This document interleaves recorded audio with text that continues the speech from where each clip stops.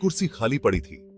एक खौफनाक याद। शुजात की बीवी अभी अभी दुनिया से गई थी और उसके जाने से एक कमी रह गई थी। सिर्फ उनके दिल में नहीं, बल्कि उनके चहल पहल भरे घर में भी। 3 बच्चे, तीनों बेटियां, अब मां के बिना। फुसफुसाहट तुरंत शुरू हो गई। उनकी देखभाल कौन करेगा? खाना कौन बनाएगा? शुजात के कमीज की सिलाई कौन करेगा? अनकहा सवाल भारी था। उस खाली कुर्सी को कौन भरेगा? शुजात दुख में डूबे हुए फुसफुसाहट को मुश्किल से सुन पा रहे थे। हालांकि उनकी बहनें नए उद्देश्य से खुद को हवा दे रही थीं। उनका भाई अभी भी जवान, उसे एक पत्नी की जरूरत थी। यह तो होना ही था। परंपरा यही मांग करती थी, समाज यही उम्मीद करता था, और इसलिए एक नई दुल्हन की तलाश शुरू हो गई। सबसे बड़ी बहन इम्तियाज बुआ ने कमान संभाली। उसकी आवाज जो आमतौर पर तेज होती थी, और भी तेज हो गई। सोचो बहनों, हमारे दायरे में कौन सही रहेगा? कमरा नामों से गूंज उठा। हर एक को उतनी ही जल्दी खारिज कर दिया गया जितनी जल्दी उसे बोला गया था। बहुत बूढ़ी, बहुत छोटी, बहुत जिद्दी, सुंदर नहीं, उनके काम का बोझ धूल की तरह जम गया। हर रात बच्चों के सो जाने के बाद फुसफुसाहट जारी रहती। सुन दुहक से भरे हुए शुजात अलग बैठे रहे। उन्होंने उनके शब्दों को सुना, उनके इरादे को समझा, लेकिन भाग लेने की ऊर्जा नहीं जुटा सके। उन्हें अपनी पत्नी की याद आ रही थी, उनकी हंसी की याद आ रही थी, उनके कोमल स्पर्श की याद आ रही थी, उनकी शांत शक्ति की याद आ रही थी। उन्हें बदलने के बारे में सोचना एक विश्वासघात जैसा लग रहा था। दिन हफ्तों में बदल गए। घर जो आमतौर पर हंसी से भरा रहता था, शांत रहा। बच्चे अपनी मां की गर्मी को याद करते हुए अपनी बुआओं से चिपके रहे। हर दिन सुझावों की एक नई लहर लेकर आता था। हर एक पिछले वाले से ज्यादा अटपटा। एक दूर की कजिन 2 बार विधवा, एक पड़ोसी की भतीजी अभी किशोरावस्था से बाहर। शुजात ने धैर्य से सुना, फिर सिर हिला दिया। वह तैयार नहीं थे। उन्हें कोई रिप्लेसमेंट नहीं चाहिए था। उन्हें अपनी पत्नी चाहिए थी। लेकिन उनकी बहनें अडिग रहीं। उन्होंने उन्हें याद दिलाया कि परंपरा भावुकता के लिए कोई सांत्वना नहीं देती है। उनका अपने बच्चों के प्रति, अपने परिवार के नाम के प्रति एक कर्तव्य था। उसके ओहदे का आदमी अकेला, अकल्पनीय। इम्तियाज, उनका धैर्य जवाब दे रहा था। आखिरकार फूट पड़ी। शुजात, यह मातम हमेशा के लिए नहीं चल सकता। लड़कियों को मां की जरूरत है, और तुम्हें एक बीवी की। क्या तुम चाहते हो कि लोग बात करें, यह कहने के लिए कि तुम अपनी पत्नी की इतनी परवाह नहीं करते थे कि एक उपयुक्त दूसरी बीवी ढूंढ सको? शीशे के टुकड़ों की तरह तीखे उसके शब्दों ने शुजात के दुहक को चीर डाला। उसने अपनी बहनों की तरफ देखा।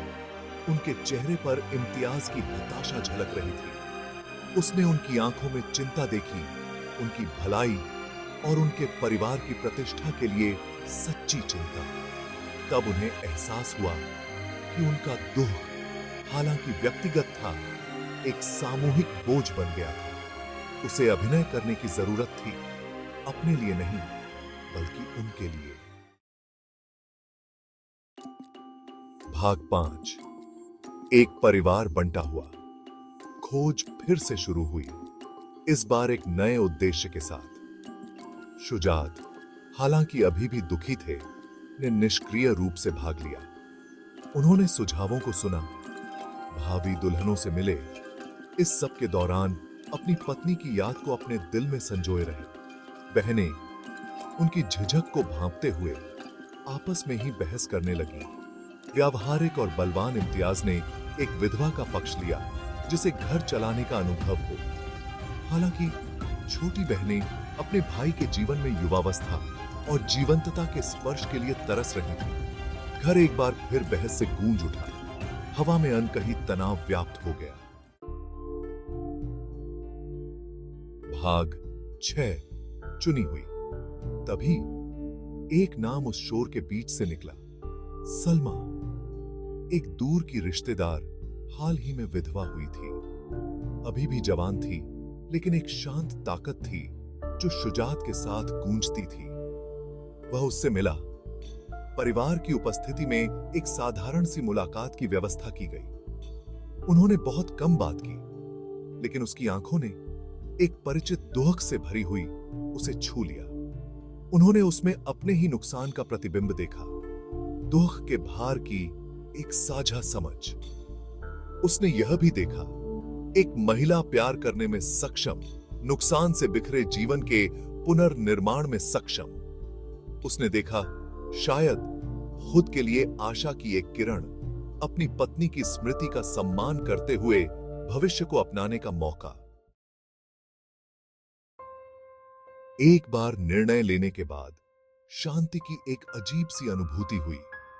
इससे उनका दुख कम नहीं हुआ, लेकिन इसने आगे का रास्ता पेश किया।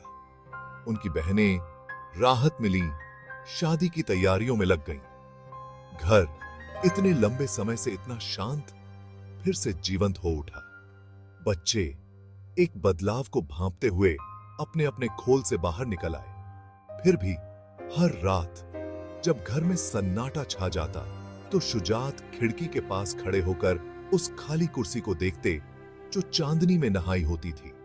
वह अपनी पत्नी की हंसी, उसकी आवाज की गूंज, उसके स्पर्श की गर्मी को याद करते, और वह उसकी स्मृति को हमेशा संजो कर रखने का एक मूक वादा करते। शादी एक सादा समारोह था, एक शांत समारोह जिसमें करीबी परिवार और दोस्त शामिल हुए थे। शुजात सफेद कपड़े पहने हुए दुबले पतले लग रहे थे, लेकिन उनकी आंखों में दृढ़ संकल्प की झिलमिलाहट थी।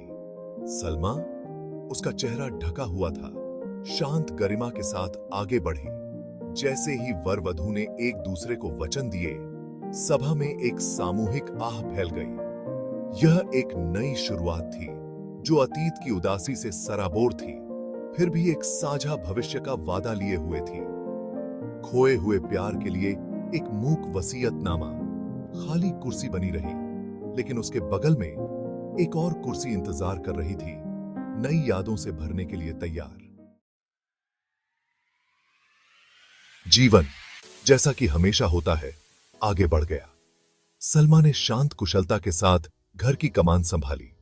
उसने बच्चों की देखभाल ऐसी कोमलता से की जो खुद सहित सभी को हैरान कर गई। उसने कभी उनकी मां को बदलने की कोशिश नहीं की, लेकिन उसने अपने प्यार से उस कमी को पूरा किया। शुजात धीरे धीरे ठीक होने लगे। उन्होंने सलमा की उपस्थिति में सांत्वना पाई। उनकी शांत शक्ति उनकी घायल आत्मा के लिए मरहम थी। उसने फिर से हंसना सीखा। जीवन की रोजमर्रा की लय में आनंद खोजना सीखा। खाली कुर्सी बनी रही, लेकिन अब उस पर पहले जैसी शक्ति नहीं रही। साल बीत गए। सलमा की देखभाल में बच्चे खिले हुए थे। हंसी ने एक बार फिर घर में जगह बना ली। शुजात अपने परिवार को फलते फूलते देखकर जीवन द्वारा दिए गए दूसरे मौके के लिए कृतज्ञता की गहरी अनुभूति महसूस करते थे। उसने प्यार किया था और खोया था, शोक मनाया था और ठीक हुआ था, और इस प्रक्रिया में उसने सीखा कि जीवन, हालांकि अप्रत्याशित, संजोने के लिए एक उपहार था। और इसलिए शुजात की दूसरी शादी की कहानी परिवार के भीतर एक फुसफुसाहट बन गई। एक याद दिलाती है कि नुकसान का सामना करने पर भी जीवन अपने समय में फिर से खिलने का रास्ता खोज लेता है।